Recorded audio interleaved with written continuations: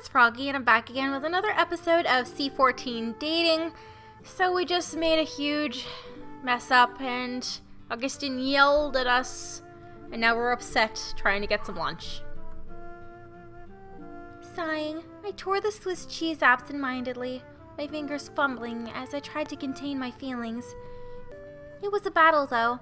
All my mistakes finally caught up to me, and my confidence melted like the cheese in the hot soup. Mel? Yeah? Are you okay? You seem out of it. Just tired. Why do you ask? Because you're missing your soup. Huh? I glanced down and realized I had a mountain of cheese fragments piled up beside my bowl. Whether it was a waste of food or the transparency of my emotions, my eyes watered again, threatening to spill out. Blinking, I held back a hiccuping sob and stood, nearly tripping over the bench in my haste. Mentally apologizing to the poor soul who had to clean up my mess, I retreated to my tent. Moments later, I curled up on the air mattress, my head buried against my knees. Warm tears rolled down my cheeks, and I occasionally wiped my face against my pants. I'm a failure of an archaeologist. I couldn't even distinguish flint from rubble. This was a mistake after all. I can't do this. I want to go home. Sherry must regret bringing me over. I heard footsteps approach the tent area, and I struggled to keep my crying to a minimum. My tent was closed, save for a small slit to allow some fresh air in. I sniffled, but quietened it down, not wanting to disturb the person who was probably grabbing a phone or some other possession. However, the steps halted in front of my tent, and I glanced up curiously, spotting a dark outline through the fabric. Melissa, you here? Joan's soft voice drifted through the tent. Yeah, I'm here. You okay? Talk it out? Accept her offer, or decline, but we're gonna accept. I crawled over the flap and unzipped it to give Joan access before scooting back. She entered and made herself comfortable on the other side of the mattress. Only her knees, she folded her hands in her lap and looked at me sympathetically. Sad. Yes, lots happened today and I'm upset. She tilted her head and gave a frustrated sigh. She pulled out her phone and opened a translator. After typing away on her phone, she hit the translate button and passed it over to me. Although online translators were helpful, I knew they wouldn't be perfect. Does something bad happen? I nodded upon reading the question and pressed the speaker button, deciding it would be faster to talk into the translator than type it all out. I made sure to keep my sentences short and easy to understand. I found burnt flint in my wet screen. Augustine was mad. This is what I heard earlier. Now I feel like a terrible archaeologist. You're not wrong. You just started. Are you new to archaeology? My mind fumbled over the slightly off translation. Did she mean I was correct in being terrible, or did it turn terrible into wrong? Yeah, that's probably what happened. I was doing that too in my mind. Her expression conveyed the latter, and I smiled. Please do not give up and be sad. When I see you dig, you're happy, and I want you to continue to enjoying. If you like what you do, you should never stop because of errors. You learn a lot. It was then that I remembered how Joan failed her music theory class last month, and that she would retake the class in the fall. Ah, right. You're not giving up your music. I shouldn't give up either. When Joan heard music, her lip quivered. Realizing I brought up a sensitive topic, I reached out and patted her on the shoulder. I will not fail this time. I'll pass the music theory. The teacher is such a meanie. Well, but I will persevere. Okay, meanie would not have come out of the translation. She jabbed a thumb against her chest, then poked at my sternum with a firm finger. Promise me that you will pass your archaeology and I will spend my music and we will pursue our dreams together. I stared at the phone screen for a few moments, letting it sink in. My face relaxed, and Joan watched my expression carefully. You okay? I placed the phone down, not needing to use it to express something this simple now. Yes, I'm okay. Merci beaucoup, Joan. She happily squealed, threw her arms around me, and I nearly staggered from the momentum. I patted her back, repeating my words. We remained in the embrace for a few minutes until she reluctantly parted from me. She smiled sweetly, then grabbed her phone. You coming? I feigned a yawn to show her that I wanted to remain in the tent a little longer, and she nodded understandingly. Once we exchanged goodbyes, she departed, leaving me alone with my thoughts again. However, I didn't feel as depressed as I did before she visited. Despite the language barrier, I was moved by Joan's concern and her cheering me up.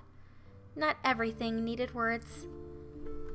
I was still a little sore over the whole tamisage incident, but it was too early for me to give up and declare archaeology the wrong path for me. We'll just have to do better. Aw. Morning already. Thanks to Joan, I felt a bit better. You can do it, Mel. Just treat it like a fresh start. If I quit after every hiccup, I wouldn't even be in dance competitions. This is no different.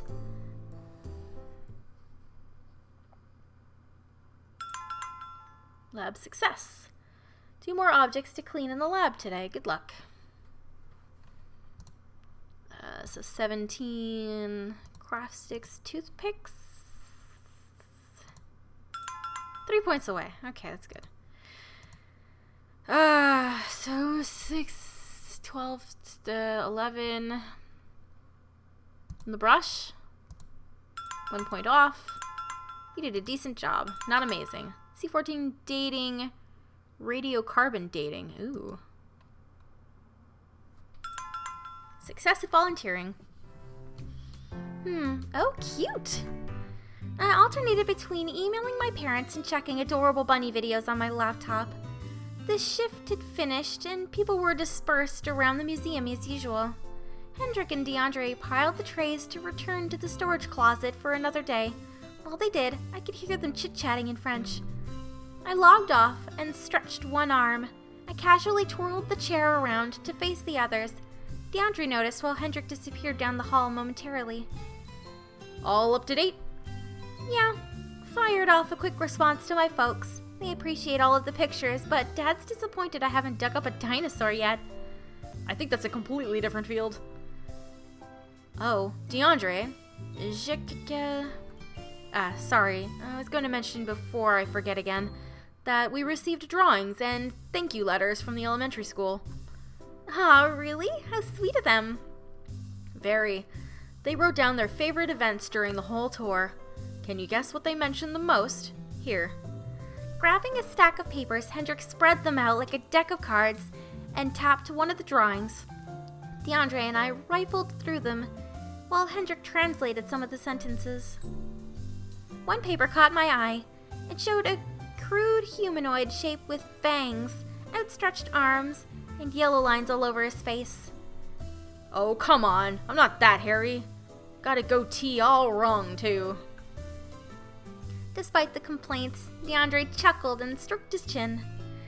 I don't know. I think this is pretty accurate, Neanderthal. Hendrik burst out laughing, and DeAndre rolled his eyes. Sighing, Hendrik gave a tiny shrug. I wish I was the one who came up with that. While they chatted, one picture caught my eye. Aw, someone even drew Kyler. At least I think this is Kyler. I tapped the drawing with the green and purple stick figure. Ah, yes. Kyler seemed to have enjoyed himself, and he helped the kids a great deal. Kyler's actually a decent guy when he doesn't act like there's a stalactite stuck up his arse. DeAndre, language. Oh, sorry. Stalagmite. Since stalagmites rise from the floor, they'd make more sense than a stalactite. DeAndre chuckled at his own display of knowledge, and Hendrik let it slide as he collected the papers. Anyway, thanks for helping me, DeAndre. Later, Hendrik. Mel. Deandre left and Hendrik returned the class letters to the corner of the table. Noticing me lingering, Hendrik glanced up. Need something? Oh, I was wondering where Kyler was. Since we mentioned him, he's usually upstairs reading or in his tent, but I haven't seen him. I think he's still in the cave. What? But isn't it all locked up and stuff? At this time, yes. However, Augustine made an exception. Kyler's currently scouting the cave's interior since we plan to put up some displays for visitors during the festival next week. Festival? An open event that anyone can join. There'll be more details next Monday, since we'll be needing everyone's help on this one. Sounds fun. You're giving Kyler more responsibilities lately, or has he done this before? Well, since he helped during the tour, he's proved himself capable outside of the excavation and lab activities. I thought it wouldn't hurt. I'm glad things are sorted out between you two. Same here. Not sure why this year is different from the previous ones, but I'm grateful we're on friendlier terms. Let's hope it stays that way. Anyway, I'll see you around. Later, Melissa. And I'm gonna go ahead and end this episode here for today. Hope you guys enjoyed it. If you want to see more videos from me, then don't forget to like, comment, and subscribe. Thanks for watching.